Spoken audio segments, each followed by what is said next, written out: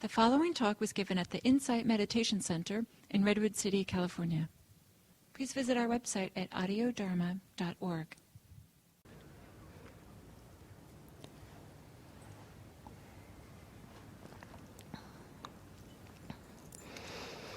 So with this style of meditation practice, this receptive form,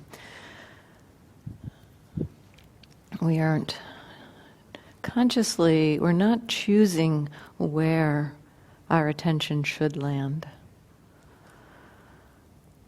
And partly because of that, one of the biggest areas of difference, this is a huge difference between a practice where we direct the attention and try to stay with the breath. So, that's a big difference, to settle back and just, what's here now? And now, and now, and now. And the moment of the mind remembering that it's been lost in thought, that moment when the mind has wandered, this is another kind of shift in navigating this kind of practice. First of all, I'll just say that in doing any kind of a new practice, if you're used to a particular kind of meditation practice, in starting a new kind of meditation practice, often the mind will wander more. It's just natural. It's just the mind hasn't quite landed with the new style. And so it's natural for the mind to lose touch with the present moment more often. And also with this style, partly because we don't have a reference point. We can think about the breath, attending to the breath as being a kind of a reference point.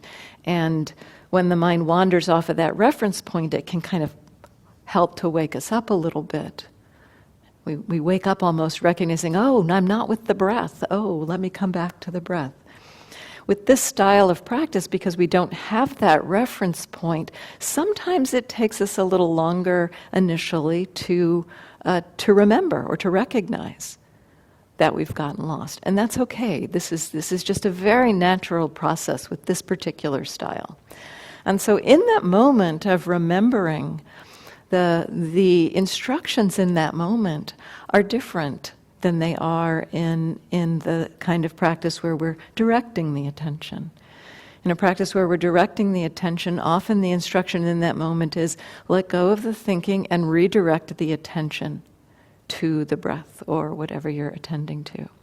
In this style, since the practice is receptive, the exploration is, first of all, recognizing that awareness has come back. The mind has been wandering and awareness is back.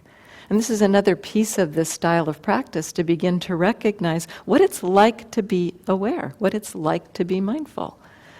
At first, that's not so obvious. But in that moment when our attention returns, when mindfulness returns, that's a great moment that we can begin to recognize what it's like to be mindful, what it's like for mindfulness to be there.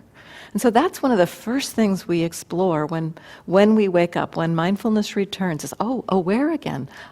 Awareness is here. So noticing that piece of it. And then it's really helpful to take in a little bit about where you are in that moment.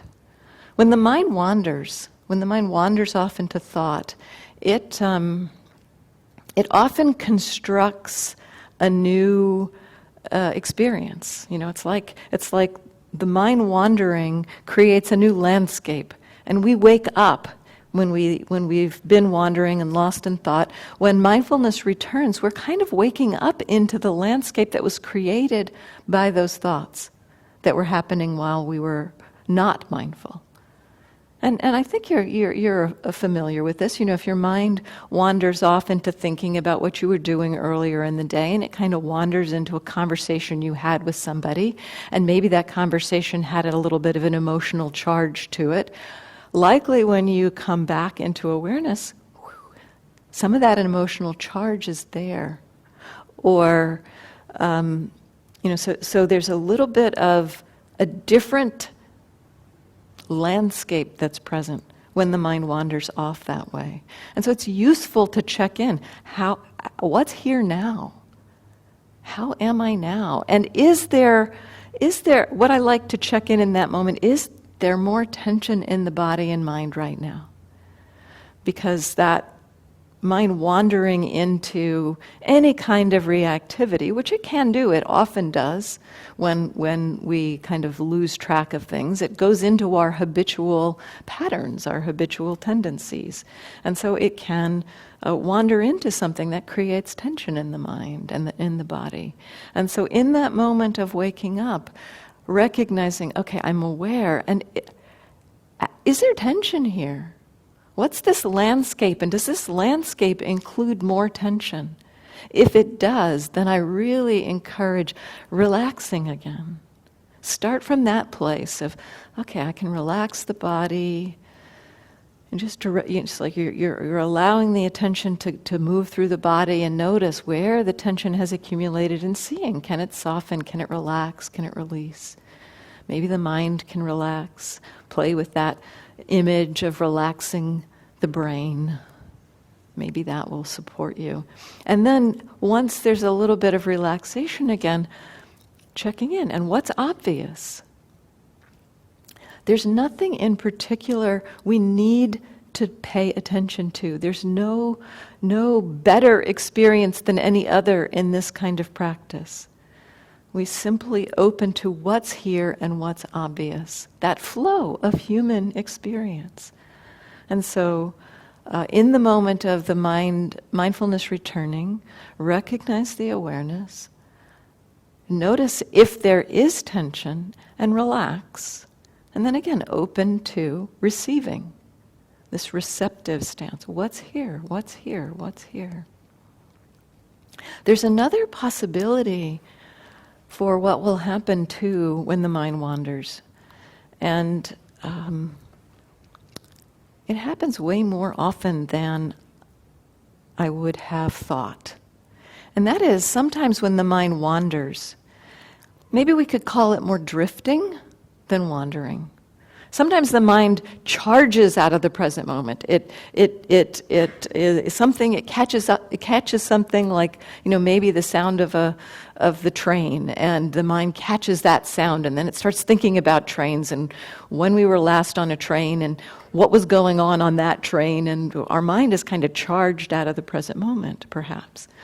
Sometimes it more drifts out of the present moment. It's more like it's caught the sound of that train and it just kind of drifts on the sound of the train and it just goes off into this la-la place, right? You're familiar with both of these kinds of wanderings, I'm sure. When the mind drifts out of the present moment, sometimes it drifts back to the present moment. It's just kind of wandering, and then at some point it's like, oh yeah, just kind of drifting here. Oh, I'm aware again. In that moment, when we've woken up into that drifty state, more often than I would have ever thought, what's actually happening right there as I wake up is that there's more relaxation in the body and in the mind than was there before. Sometimes our mind wanders or drifts into more ease. And so in the moment of waking up, if we are kind of curious about what's there, rather than having an idea of wandering bad, but just what's here? Oh, I'm present. What's here? Sometimes we discover, wow, actually feels pretty pleasant. There's a lot of relaxation. And we can connect to that. No need to do more relaxation, but just connect to what's there. And what's obvious in that moment, perhaps, is the pleasantness of that relaxation. And then what's next? What's the next experience? Oh, there's body sensation and hearing.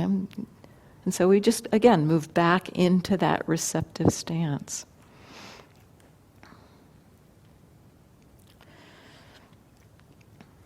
So often the mind wanders. So I talked about the relationship to the waking up from wandering.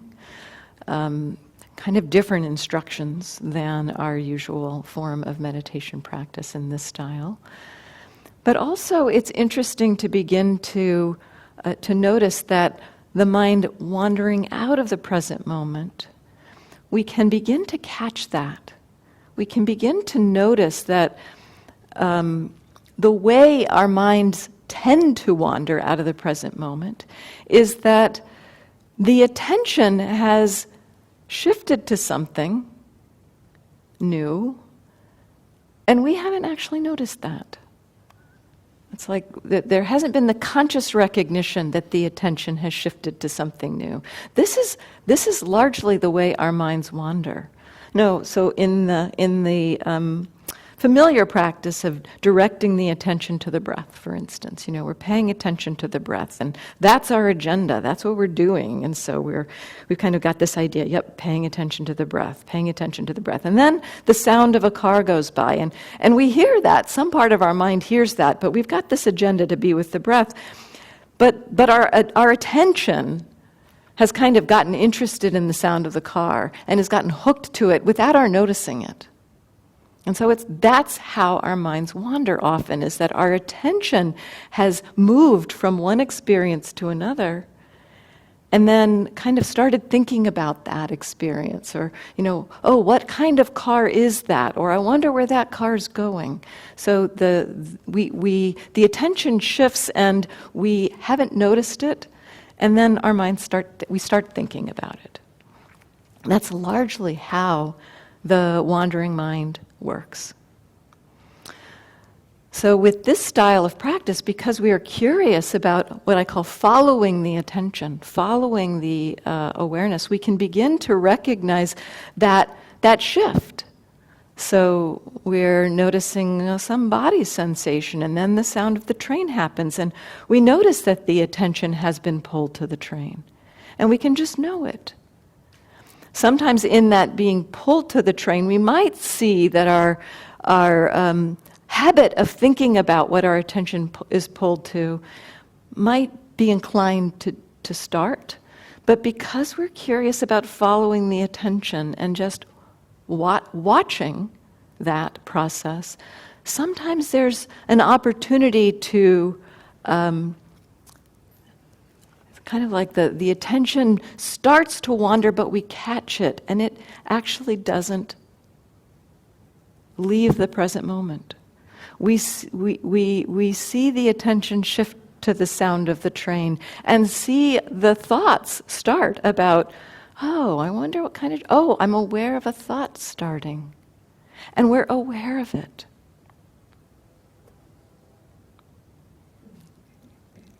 We're aware of the sound of the train. There's nothing outside of what's available, nothing that inherently we can't be mindful of. There are things that we're habitually not mindful of, and thinking is one of those. We are very often habitually not aware of thinking. And so we may have the belief that when we're thinking, we cannot be mindful. This is another piece of what I want to explore for just a few minutes with you, and then we'll take some questions.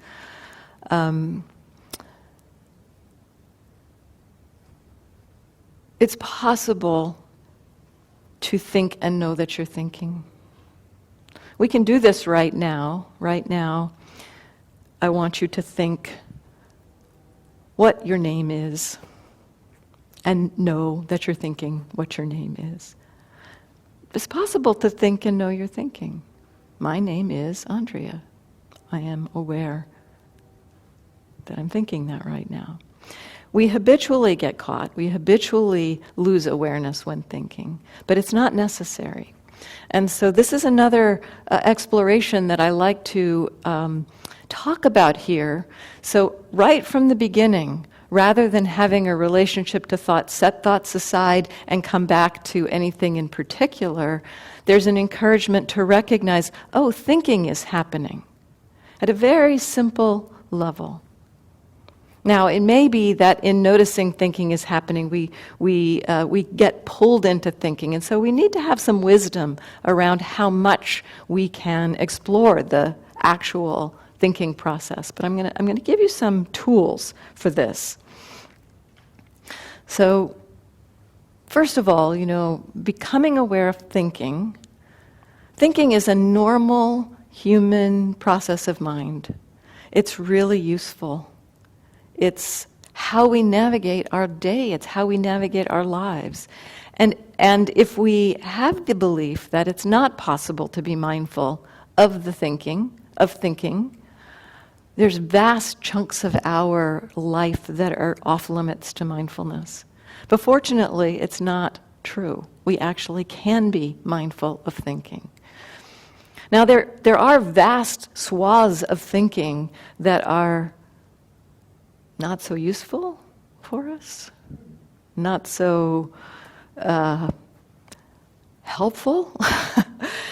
And so it's useful also to begin to become aware of when we wake up into thinking, is this thinking helpful, or is this thinking actually not so helpful?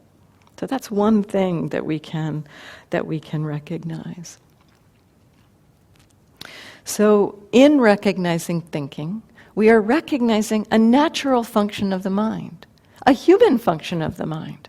It's one of the things that really makes us humans, that we can think, that we can plan things, that we can remember things.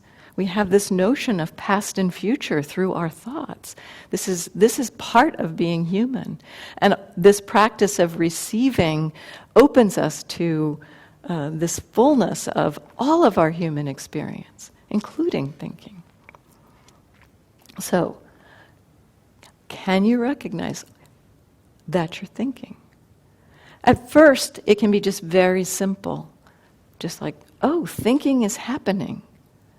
Thinking is happening. It's almost like there's two tracks in the mind. That often I think with becoming aware of thinking, we kind of overwhelm the thinking with mindfulness in a way. It's like the thinking, because we get more interested in the fact of thinking, the thoughts disappear. And this is a very natural and familiar thing that starts to happen as we explore thinking with meditation. But it also doesn't have to happen. And sometimes we see this too. We notice thinking and we recognize, wow, I'm noticing thinking, but I'm not stopping thinking. Especially if there's something that's pretty charged. So we can become aware of thinking, and it feels like there's like two tracks. We know the thinking, and we know that we're aware of it. So that's the first piece. Do you know that you're thinking? And you can just acknowledge that. Thinking is happening. Thinking is happening.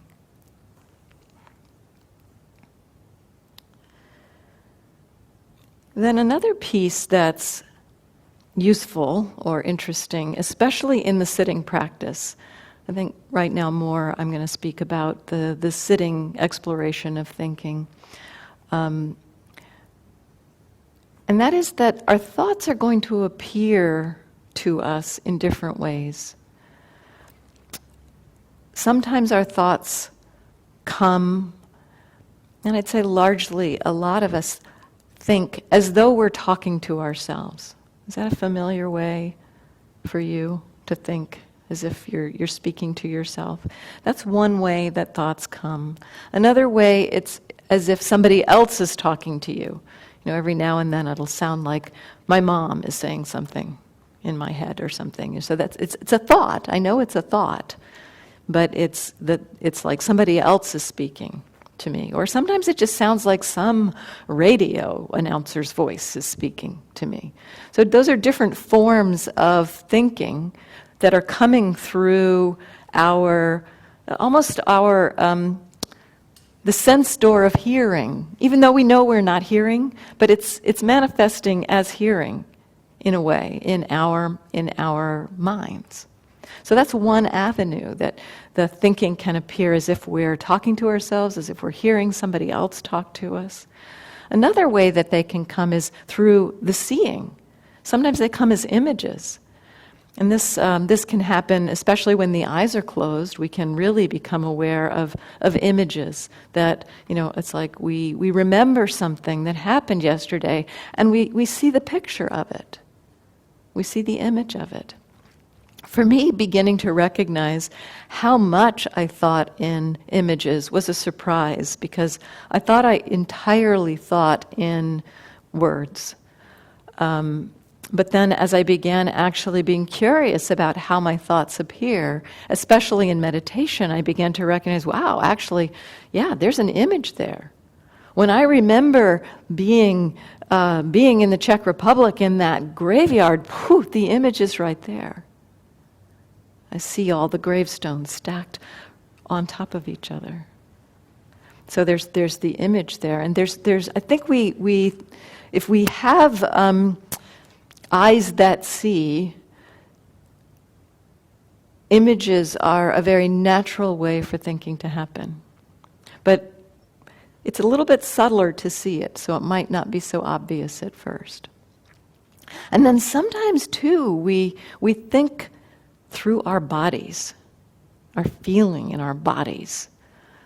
So right now, I'm going to, and to demonstrate that this kind of possibility, right now I'm going to ask you to think about something. And keep your attention in your body while you think about this, and see what happens. So think about standing up quickly. How many of you experienced a sensation almost as if your body was getting ready to stand or standing? A few of you. That's a kind of kinesthetic thought.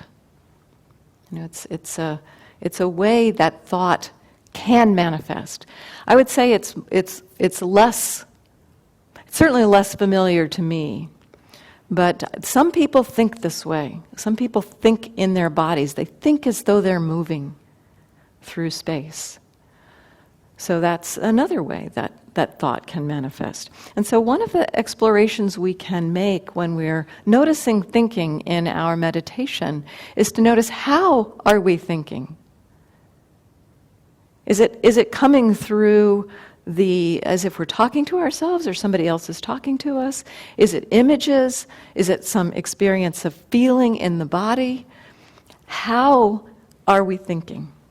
Not what are we thinking, not what is the content, but how is it coming to us? Sometimes I call this the modality of thought. What's the modality? How is it appearing to us? This is kind of connecting to the process of thinking. Our minds think, and we are curious about how our minds do what they do in the meditation practice. And one of the things that we can be curious about is, how do our minds do this thinking anyway? So this modality is one piece of the process of thinking that we can notice and be curious about. And so sometimes for myself, as I'm exploring this modality, as I acknowledge to myself that I'm thinking, rather than using even the acknowledgement of thinking, sometimes I do use the noting a little bit, especially around thinking in this practice. But what I explore there is not, thinking is happening, but, seeing. The image has appeared, and it's like, seeing is happening. So that it's a recognition, the mindful recognition of how the thinking is happening. Or if it's coming as if I'm speaking to myself, it might be, self-talk is happening. Or if it sounds like somebody else is talking to me, it might be, hearing. I know that I'm not really hearing, and I know that I'm not really seeing. But it's a way to acknowledge that thinking is happening through, and the interest of the mindfulness is connecting more to how the thinking is happening rather than what we are thinking about. So that's one tool that we can use. And there are many times when the content is strong, for our thoughts. When the mind does start to charge out of the present moment, there's many times in meditation that the content grabs us. And in those times, it may not be so helpful to acknowledge it as seeing or hearing, noticing how the thinking is happening, but it may be useful to acknowledge a little bit about the kind of thinking that's happening. And this is a familiar instruction often from the usual practice that we teach here. So acknowledging, maybe it's arguing or judging or fantasizing or remembering or planning. That's a little bit of acknowledgement of the content. So that you're knowing that you're thinking, and you're also recognizing a little bit about the content. That can help. If the content is strong, it can help to touch into the content a little bit, to acknowledge the content. Another way to relate to the content when we are exploring thinking and being aware while thinking is to, and this is useful in daily life as well as in the sitting practice. Sayadaw U Tejaniya, who is the main inspiration for me for practicing and teaching this form of practice, I learned this largely from him. He talks about it's kind of like different tracks or dividing the attention a little bit, but there's a recognition. Okay, yes, there's content happening. This thought is happening in the mind. And so let the attention know that. There's 50% of the attention can really land with, yeah, I'm planning this thing. I'm planning that I have to do this later on this evening. So there's the knowing that the planning is happening, and you're not even trying to disconnect from the planning itself, but some attention to the content. So 50% of the attention on the content of the experience. And 50% of the attention on how you are with that content. So it's a kind of a, let yourself, it's okay to have those thoughts, it's okay to be thinking about them, but see if you can keep some of your attention with yourself. Is there agitation around that planning? Is there tension in the body around that planning? Is there an emotion that's coming up around that planning? So that there's the acknowledgement. It's not trying to stop the thinking. And it's not even, sometimes we say, let go of the thoughts and turn back to what's happening here. We often give that instruction in the usual form of practice. It's like, yeah, let go of the thoughts and see what's here. In this case, I would say it's more like, rather than turning back this way, it's stepping back so that we're still knowing that we're thinking. Still the thinking is happening, and yet we're allowing ourselves to step back into this experience here, our body, our mind. So it's a kind of stepping back. It's including what is happening, so that 50% of the, and Sayadaw U Tejaniya says, it's 50%, 60%, it doesn't really matter, It's just this sense of allowing the thinking, knowing the content, and stepping back and knowing how I am with this content. We can do this with thinking.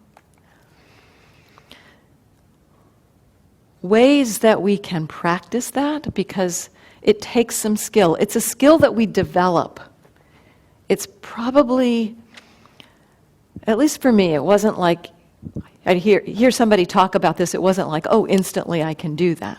But it is a skill, and we can explore learning about it. And I'd say that there's a couple of things we can do to cultivate this skill. And one is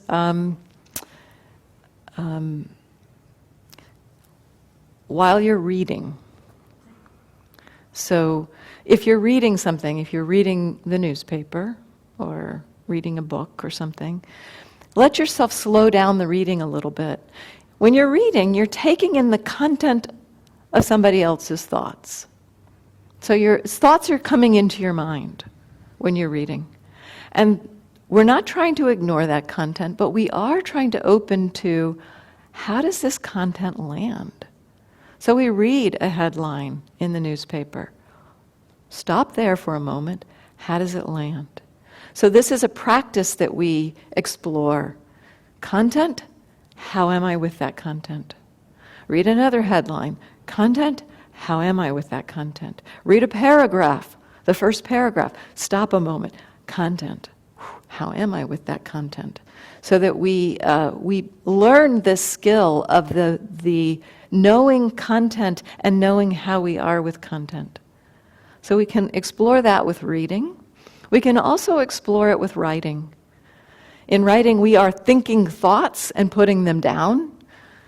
Writing an email, we are thinking thoughts and putting them down. And so it slows the thinking process down a little bit. And so we can maybe write a sentence. Stop. How is it for me, having written that sentence and thought about that content? How does it feel thinking about the other person reading that sentence? So that we, again, explore the content of our thoughts and how we are with the content. So those two tools in our daily life can help us to cultivate that skill of being aware of content and how we are with the content.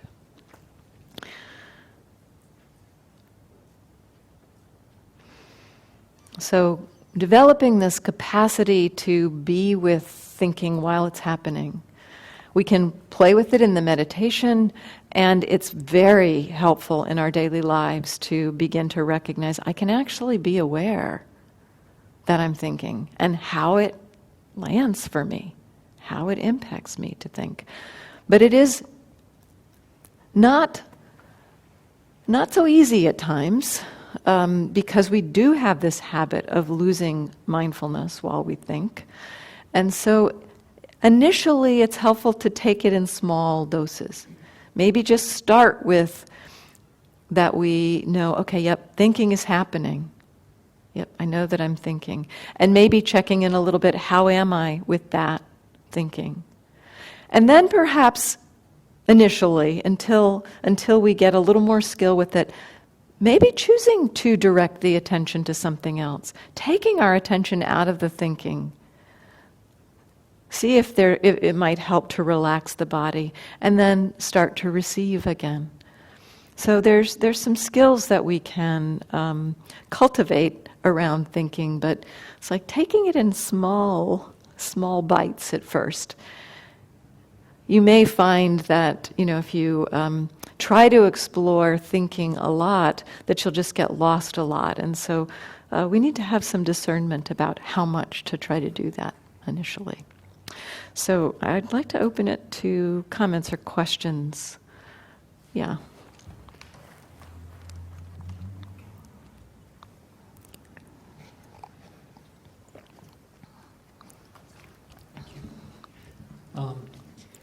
So since your recent day long, I've been using this practice. It's new for me, and I found it very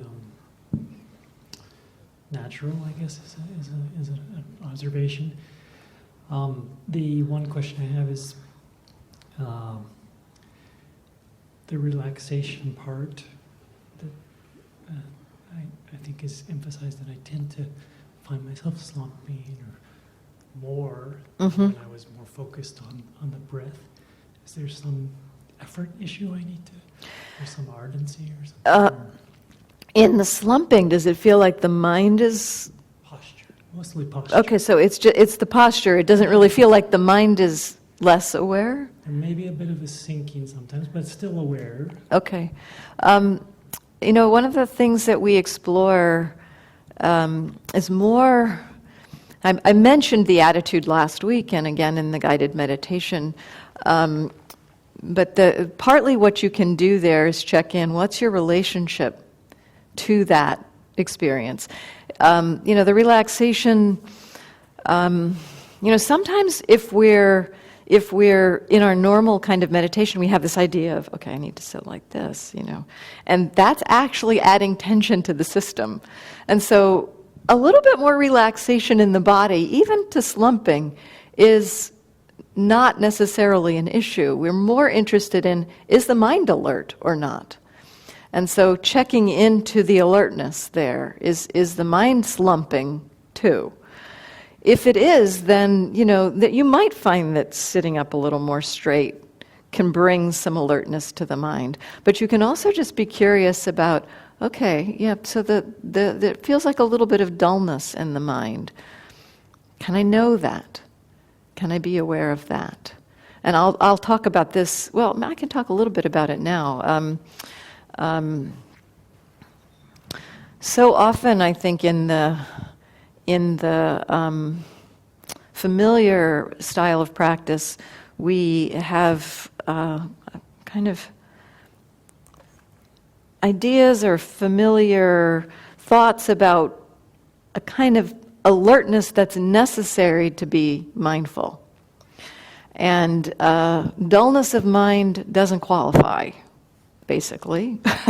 And so we feel like when the mind is dull or in that state that we have to do something to shift the state of mind in order to be attending again. And to some extent with the style of practice of picking an experience like that, picking picking the breath, for instance. When we're directing the attention in that way, when the mind is dull in that way, it's harder to connect to that experience. And so there's a little bit of that kind of changing the state of mind so that we can connect is useful in that style of practice.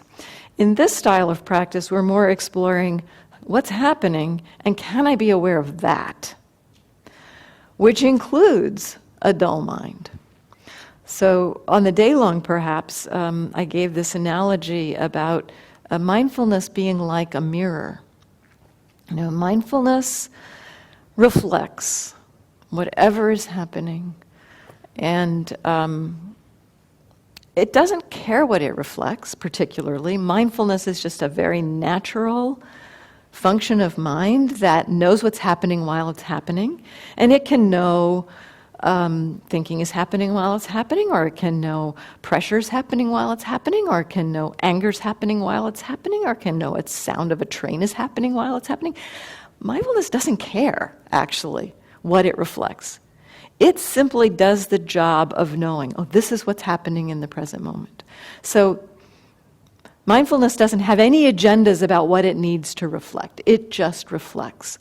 Similar to the way a mirror reflects things, it's like you can put a beautiful a mirror in front of a beautiful field of flowers or a decaying corpse, and the mirror reflects. The reflecting power of the mirror is not impacted by whether it's beautiful or ugly or whatever it is. It's not impacted. It just reflects. It's got this very neutral quality to it, that reflecting quality. And so now let's think about that mirror when it's coated by steam. It's coated by steam in the bathroom after we've had a shower. And if we have an idea with the mirror that it needs to be reflecting what's in the room, we're going to try to change the state of the mirror. We're going to wipe it down, we're going to do something to it. And that's generally what we want to do with mirrors. We do want to see ourselves. We want to see what's in the room. And so we're going to do something to wipe the mirror off. But we know the mirror is already doing its job. It is already reflecting perfectly every drop of water that's on that mirror. So it's doing its job. It's just not doing the job we want it to do. And similarly with sleepiness in the mind, it's kind of like that. It's like mindfulness can perfectly reflect a dull, heavy mind. It can perfectly, dullness is happening. It can know that clearly and perfectly. But often, because we're meditating and we have some idea, we think, I'm supposed to be paying attention to something. I'm supposed to be knowing clearly the sound of the train, or the sensation of my body on the chair or something. We have some idea that what we experience should be a certain kind of thing. The nature of the mind that is dull or sleepy or heavy like that is that it kind of pulls us back. It's like the fog on the mirror. You can see the vague outlines of what's in the room, but you can't clearly see what's in the room. And that's kind of the nature of the mind with dullness. The mindfulness can perfectly reflect that dullness. And so that's something that I like to encourage you to explore the possibility of. And you can start by just recognizing, yeah, okay, I know that the mind is dull, or I know that it's heavy, or low energy, or sleepy even. So if you can be aware of that, be curious about the state of the mind itself, the fogginess of it, the mistiness of it, the non-specificness of it. I think often in the way we pay attention to things is much more familiarly with specific experience. I can know what it's like to touch this glass. I can know what it's like to look at that object. I can know what it's like to hear the train. So very specific experiences. That's easy for us to experience. More vague experiences, such as the state of sleepiness, it's more like it's a state of the mind than it is a specific thing that we can point to. And so it's a little different. It's a different way of being mindful. It's not like you're looking at something like this. It's more like it's permeating you. The state of that sleepiness is permeating you, and you're with it. And so there's a sense of being with the sleepiness and noticing just how it is to be sleepy. So exploring it from that perspective too. So, you might find that as the body slumps, maybe the mind slumps a little bit, but you can also be curious about, okay, slumping mind, what's that like? Another analogy I sometimes use about this kind of experience, this state, it's almost like it's a wash of experience. You cannot say, that's the sleepiness. You can't point to it like that. It's like being in a place where it's very dark outside at night, and the sky is clear. I actually had the great joy to spend a week in the desert in February, and during the new moon, so it was really dark. And the Milky Way is amazing, you can see individual stars in the sky, and then there's this wash of clouds and fuzz and thickening, and you can know the wash of it. And so there's this way that we can kind of step back. It's more like a wide-angle lens, taking in something broad, than it is looking at an individual star. It's like this wash of the Milky Way. That's kind of what being with sleepiness is like. And there's so many different kinds of mind states and experiences that have that non-specific nature, that it's really helpful. And I learned so much by finally, I had a 2-year stretch of my meditation where sleepiness and dullness were a big part of my practice, big part of what was going on in my practice. And finally, when I just okay, I guess this is what I get to pay attention to. I learned so much, both about the possibility of being aware in those states, but also about being with these very non-specific experiences, and how much that opened up. The willingness to play with being with sleepiness opened up so much capacity for being with very unusual or unfamiliar states of mind. So this is a little bit of a cheerleading. I find it so interesting and helpful to explore that possibility, so I'd like to encourage it. Yeah.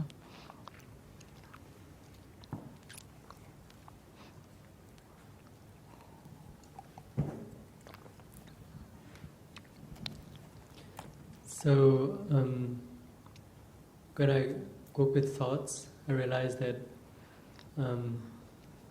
there's when you're engaged in the thoughts, right? There are energy with it. Then the more you engage with the thought, there's is this kind of increase the energy level for that train of thought? Sometimes there can be. So when you become emotions. mindful of the train of thought, it increases the energy of that thought? Is that what you said?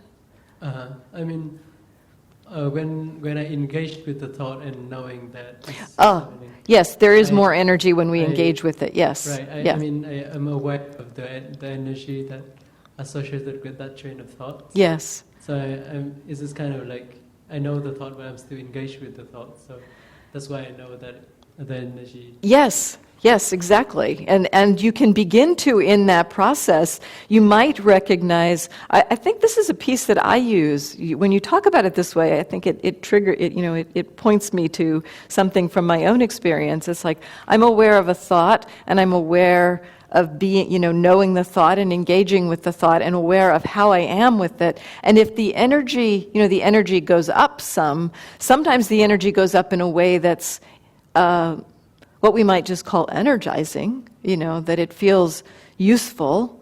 And sometimes the energy goes up in a way that it's heading into emotion. And so when we see that might be a useful time to use some wisdom to recognize, I'm paying attention to this thought, and I'm seeing the mind heading into reactivity, anger. Maybe it's time to step back and not engage so directly with that thought. So that's something you can use, that energy feeling. I think I do that.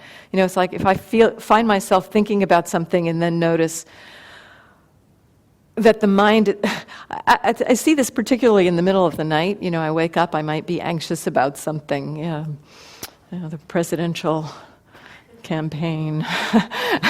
and then I see the anxiousness and feel the energy kind of rising as I'm with that. And then it's like, okay, well, let me not think about that right now. But then I notice that the mind has picked up on something else with that level of energy. And if after 2 or 3 of those, it's like, okay, it is time to let go of thinking right now, and it is time to just come into the body, because sometimes the state with a particular thought has enough resonance that it'll kind of filter over into other. So use that. I mean, we can be aware of it, and then recognize, okay, maybe it's time to be a little more directed about the attention. So the basic tool that I'm teaching here is this receptive attention, and yet there are times when we need to direct the attention, because that receptive quality is just receiving, and in times what's received is something that is stronger than our mindfulness has the capacity to really be fully with in that moment. And so we need to learn skillful means for stepping aside from that, maybe directing the attention to something else, like I did with, okay, I'm just going to be with my body right now so that I'm not in that pull into the agitated mind. So another question I have is, how do you engage with thoughts without being charged, without being energetic about it? Because so when I drop it, when I try to work with the energy, right? I drop the energy, thoughts also go away. Yeah, and But if I engage with the thought, the energy goes up. Yeah, and it's as I said, it's a learning. It's a practice, and you will find your way into it if you're willing to keep exploring. It's like what we're doing with this style of practice is trying to expand the terrain into which mindfulness can go. And it's a slow practice, it's a slow process. So it's not that we immediately are able to do something like that.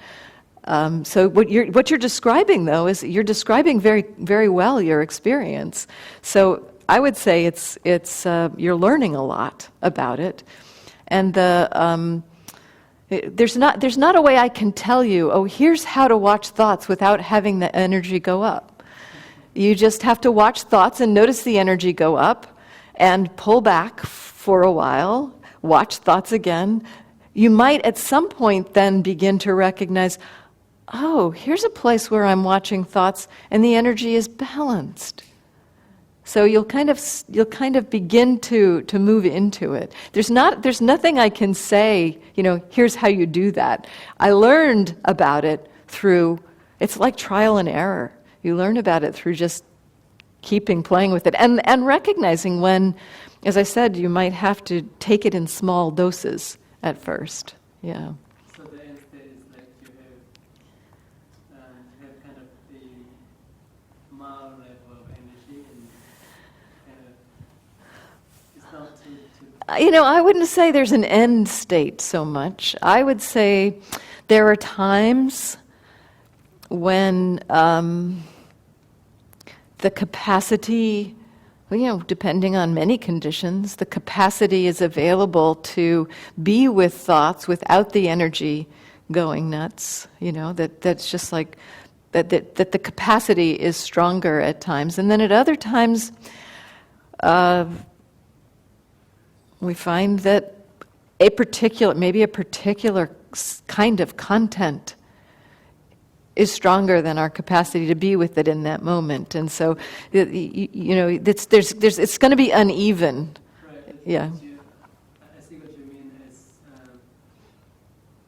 like you know the capacity that you have over time, and, Yes. and you know how to manage your energy level so that you kind of match that capacity. Sometimes we can match that capacity, and sometimes we can't. But at least like you don't have it overflow the capacity too much, right? It definitely improves over time, I'd say. But there's still times when I lose it completely. It's. But I would say the capacity is much greater over time. The Right. capacity is much greater. The capacity increase is one thing, but your skill in managing The energy, yeah, and the skillful management of the energy increases too. But again, it's uneven. Sometimes, the way the practice unfolds, it's not like this steadily, increasing capacity like this and one like rising, thing. It's much more like like this. And so we can't even evaluate over, 2 months or 5 months whether our capacity is increasing, because it might be that we're here one day and then 2 weeks later we're here, and so it's really varied, and a lot of it just is part of it is dependent on maybe just how much sleep we've had, or how strong the thing is that we're dealing with, or whether somebody's had an argument with us yesterday, so there's so many conditions that come together that influence that capacity. So but I can just say that if you keep working with it, you will gain in that capacity. You'll definitely gain in that capacity. Thank you. We have time maybe for one more, if there's another question.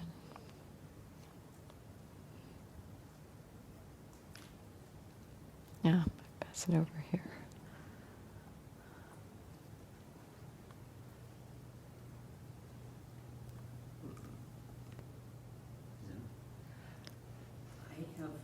I think it's not on now. Yeah. I have a little dilemma, and that is that I have a belief that there is value in the state of being relaxed and centered and quiet and still, and that I'm wondering if the mic just died. Yeah, try it. Hold it a little closer. It was crackling, so I wondered if the battery was going. Yeah. This way. There you go. that state of stillness, the value is that it tends to counteract stress responses and tension. The stillness that comes from the being with one experience, like the breath. Yes. Uh-huh. And so in practicing this week, this technique, I have experienced that state also and been able to stay aware, oh, what's happening here, oh, that sound. But it seems like a distraction to me from that state of stillness, which I attribute as having value. So, and that is probably a judgment of mine.